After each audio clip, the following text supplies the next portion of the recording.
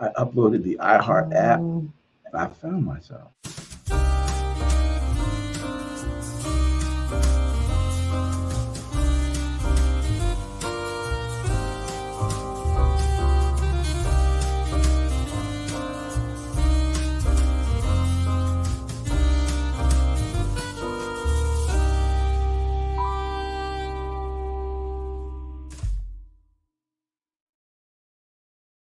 Good morning, good afternoon, and thank you for tuning in today. You're listening to or watching the Beware the Day podcast. This is episode 14. Today is Friday, April 19th, 2024. My name is Ryan. Thank you so much for tuning in today. I want to thank Black El Paso Voice for this platform. You can follow me and subscribe on my socials, Facebook, Instagram, YouTube, Apple, iHeart, and Spotify. And if you would like to donate to this podcast, please follow the links that are on your screen. And the recurring theme of this podcast is creating generational wealth. If that's something that's of interest to you, visit my Facebook page, KRC Companies LLC, and I will be more than happy to share that information with you. So as always, we begin our weekly podcast with our Black History Spotlight. For those of you new to the podcast, I don't spend a lot of time talking about entertainers and athletes. I talk about those figures that you probably have never heard of. I like to talk about physicists, engineers, architects, medical doctors, chemists, people that are out here that have done great things in our community and you probably have never heard of. So this week, Dr. George Robert Carruthers is in the spotlight. Now, who is Dr. Carruthers? Dr. Carruthers, he was an inventor, a physicist, engineer, and space scientist. He perfected a compact and powerful ultraviolet camera for NASA to use when it launched Apollo 16 in 1972. Dr. Carruthers was born on October 1st, 1939 in Cincinnati, Ohio, to George and Sophia Carruthers. He was the oldest of 4 children. His father was a civil engineer with the Army Corps of Engineers, and his mother was a homemaker. At the age of 10, Dr. Carruthers built his first telescope out of cardboard tubing and lenses, purchased using money he earned as a delivery boy. He did not perform well in elementary school, earning poor grades in math and physics. So here was a NASA physicist, aerospace engineer, who was getting poor grades in school in math and physics. So if you all have kids and they're getting poor grades, do not despair, because it doesn't matter how you start, it matters how you finish. However, in spite of the fact of his poor grades, he still won 3 separate science fair awards during his time in elementary school. Unfortunately, his father passed away when he was 12 years old, and his family relocated to the south side of Chicago, where they stayed with relatives until he went to college. He enjoyed visiting museums, libraries, and the planetarium.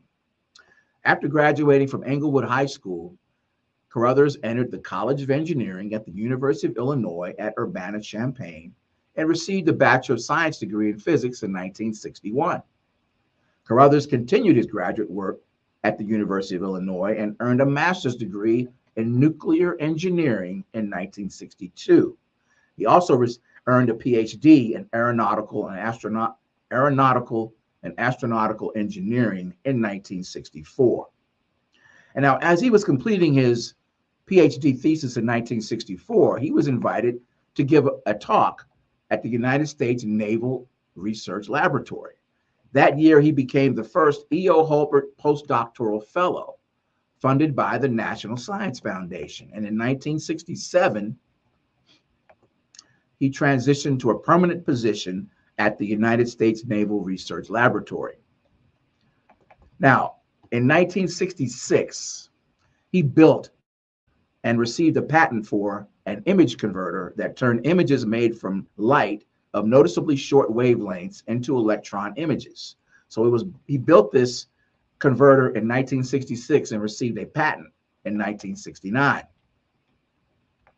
On April 20th, 1972, the Apollo 16 mission with the far ultraviolet camera designed by Dr. Carruthers landed on the moon.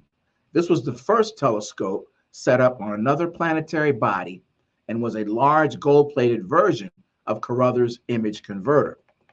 Among other projects, Carruthers cameras were used to capture ultraviolet images of Halley's Comet. In 1991, he developed a camera that was used on the STS-39 space shuttle mission. He also continued his work on the polar auroras with an instrument called the Global Imaging Monitor of the Ionosphere, which launched in 1999 on the Argos satellite. Dr. Carruthers retired from the Naval Research Laboratory in 2002 at the rank of senior astrophysicist.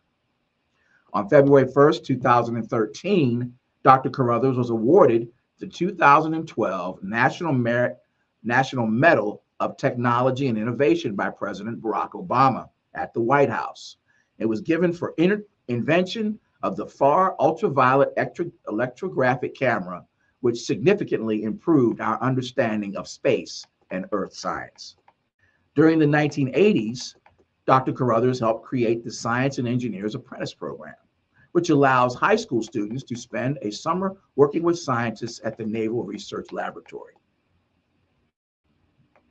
Carruthers also worked with the Naval Research Laboratory's community outreach organization, and as such, helped support several educational activities in the sciences in the Washington, D.C. area. During the summers of 1996 and 97, he taught a course in Earth and space science for D.C. public schools science teachers. He also helped develop a series of videotapes on Earth and space science for high school students. Carruthers participated in many initiatives to encourage involvement of African Americans in science and technology, such as Project SMART, the National Society of Black Physicists, and the National Technical Association. He frequently participated in public observing events at Howard University and SMART Day programs at the National Air and Space Museum.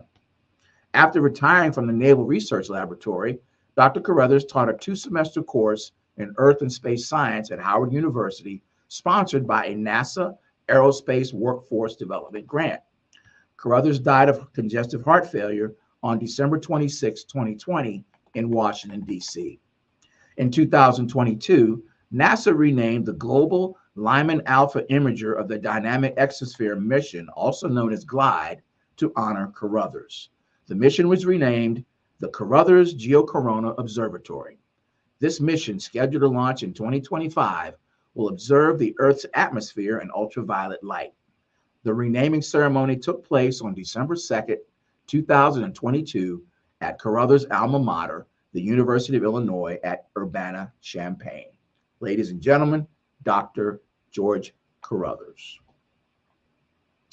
Okay, let us quickly recap what we talked about last week. We spent some time talking about the struggle for equality as it relates to employment. We talked about the Reagan administration's war on domestic spending and the ineffectiveness of enterprise zones. And I encourage you to tune in to last week's podcast to get caught up. Today's lesson, we're going to focus on the high cost of poverty. And we're going to spend the next several weeks talking about this subject. This week, we're going to focus on employment, food insecurity, consumer finance, and health. Being poor in America is probably one of the most expensive enterprises one can undertake. And it kind of sounds like an oxymoron, like you're poor, but it costing you a fortune to be poor. Well, I'm going to explain that. Let's talk about employment. So, low income earners tend to be wage earners who have fewer employment benefits than salaried employees. So if you're a salaried employee, typically you have a salary plus benefits, but people that are living in poverty, you're what I like to call the working poor, they tend to be wage earners, and they don't have as many benefits as someone with a salary would have. Contracted or subcontracted employees have even fewer benefits and protections. A lack of employee health insurance can lead to workers incurring large medical debts when they get sick. A lack of parental leave can lead to workers losing their jobs when they have children. A lack of retirement benefits can lead the elderly to spend more or all of their would-be retirement years working. A lack of paid time off can increase stress and adversely impact health. A lack of sick days can not only reduce health outcomes, but can additionally impact the health of coworkers if the illness is infectious. So by working, if you're a wage earner with no benefits, you can see how that would impact you both physically as well as economically. Let's talk about food insecurity. Small dollar stores that provide little to no fresh food tend to cluster in low-income neighborhoods, driving out fuller service grocery stores and supermarkets that provide more fresh and nutritious food. Other stores that may provide food in low-income areas include gas stations and convenience stores, neither of which tend to carry much fresh food. Areas without access to fresh food are known as food deserts. In addition, landlords, homeowners associations, and or local laws have strict rules about land use in the form of zoning laws, which may not allow people to plant gardens for either community or private use, which further hinders access to fresh, wholesome, and nutritious food. This disproportionately impacts impoverished people because they cannot easily access grocery stores as a replacement source of food due to food deserts, transportation costs, and threats of crime. So now you see how poverty and food insecurity typically go hand in hand. Let's talk about consumer finance. We talked about a food desert. Let's talk about a banking desert. What is a banking desert? A banking desert is an area with inadequate access to traditional financial services. The terms poverty industry or poverty business refer to a wide range of money-making activities that attract a sizable portion of their business from the poor. Businesses in the poverty industry often include payday loan centers, pawn shops, rent-to-own centers, casinos, liquor stores, lotteries, tobacco stores, credit card companies, and bail bond services. In 2010, elected American federal officials received more than $1.5 million in campaign contributions from poverty industry donors. Lower income consumers are much more reliant upon alternative financial services that are more expensive, such as check cashing and payday lenders, pawn shops, and auto title lenders. So you can go anywhere, go to any low income area, you're going to find a proliferation of these types of businesses. It affects, this was amazing to me, it even affects ATM machines. ATM machines in poverty-stricken areas are often owned by third parties that charge exorbitant fees to all users. So you can see now how poverty and consumer finance and the business or the poverty industry, how it impacts working class people and poor people. And finally, let's look at health. We talked about banking deserts and food deserts. Well, there's something called a medical desert. Now, poor people have worse and more expensive health conditions, and poor neighborhoods have fewer doctors, offices, medical facilities, and pharmacies. And this phenomenon is known as a medical desert or pharmacy desert.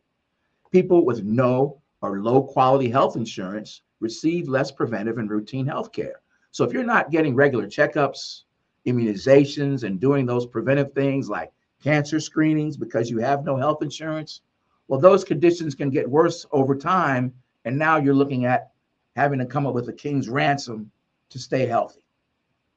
So there's no preventive care, no routine health care, which leads to poorer health.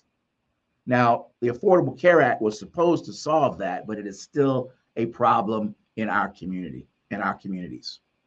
Medically harmful environmental pollution can be higher in minority neighborhoods, such as in fence line communities. Now, this is a term that I wasn't familiar with. I was doing my research and I said, what is a fence line community? A fence line community or frontline community is a neighborhood that is immediately adjacent to a company, military base, industrial or service center, and is directly affected by the noise, odors, chemical emissions, traffic, parking, or operations of that company. These communities are exposed to hazardous chemicals, high pollution levels, and environmental degradation, along with the threat of chemical explosions. A place that may come to mind might be parts of Louisiana that are in close proximity to oil refineries. Or in North Carolina, you have communities that are in close proximity to pork processing, where they butcher hogs, and there's an abundance of animal waste that gets into the groundwater, and you know what happens to that community. You have communities that are in close proximity to nuclear reactors or landfills. These are all fence line communities. Due to the decreased access to care, maternal mortality and infant mortality rates tend to be higher in such areas, as well as premature and underweight births. This has cascading effects on communities in psychological, social, political, and economic costs of varying degrees. I had no idea that there was a problem with African American women dying in childbirth. I was surprised. That's something that you hear about in, communities in parts of Africa or Latin America, but it's a problem here in the U.S. And this addresses that. So we've talked about the high cost of poverty as it affects employment, food insecurity, consumer finance, and health. And we're going to continue our discussion of the high cost of poverty next week. Once again, I want to thank Black El Paso Voice. When you're not watching my podcast, please be sure to tune into Suite 915 with Curtis and Fedora. And don't forget about Real Talk with Marcus McCoy. And if you'd like to support this podcast, please visit the links that are on your screen. My name is Ryan. Thank you so much for tuning in today. And always remember, Black History Month is from January 1st through December 31st. Take care, and we'll see you next time.